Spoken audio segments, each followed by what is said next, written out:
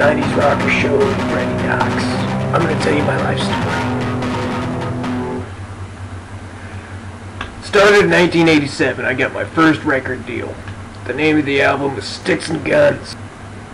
His first album was Sticks and Guns. And, I mean, it changed the world. Sticks and Guns was my first album. I got really popular. I mean, I was on top of the world. It really changed my life. Like, I wouldn't be who I was without that band. When that album came out, I feel bad because he's such a loser now. And I wouldn't even be who I was without the influence of that album.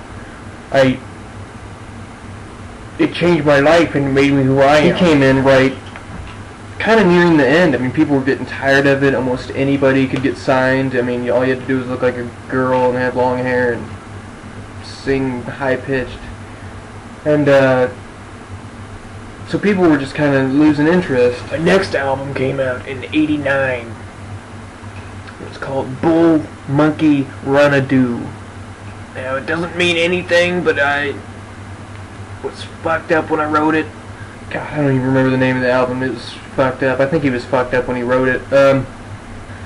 I had 2 hits off of that, and that was alright. It had a couple hits. It had a couple really good hits, and even a couple others that didn't make it that I thought was, you know, influenced me a lot.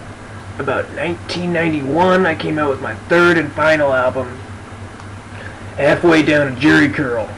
His 3rd album, Halfway Down a Jerry Curl. That's right, Jerry Curl, not Jerry. Now that title again means nothing, but I was fucked up when I wrote it. Yeah, he was probably fucked up when he wrote that too. It had maybe 1 hit. I mean, people, like I said, were just really done with that whole scene. And so he kind of died off for a little bit. And he started spending a lot of money and drinking and just wasn't being himself. When Freddy started to downfall, there was a lot of drugs.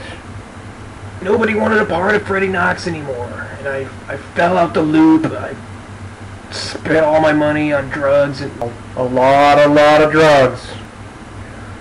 And it really started to change who he was. I mean, he wasn't the same guy. It really took a toll on his body and his mind. Right when he starts trying to get back on track, this band Nirvana comes out. And this whole following of just... And then Nirvana comes out, because I went on hiatus, and music just died. So that brought on more drugs. Now it was, you know, the rockers versus the grunge, and he couldn't get back on top, and he even tried to sound like them, and it just ruined his image. He couldn't even he wasn't writing the same tunes.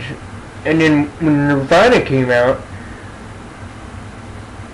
he tried to evolve into the new sound, and he failed horribly. His career just right down the toilet. I mean, horribly. Nobody wanted a part of it. Like, they were, you know, every show was making fun of him. Every movie was making fun of him. He had a really hard time coping with all that. And it's good to see him come back. I live with my mom now. I'm kind of a nobody, but I got my own public show, so I need you guys to start listening and get me back up there. I can do it. I can do it. If I had an extra band, I'd put him in it right now.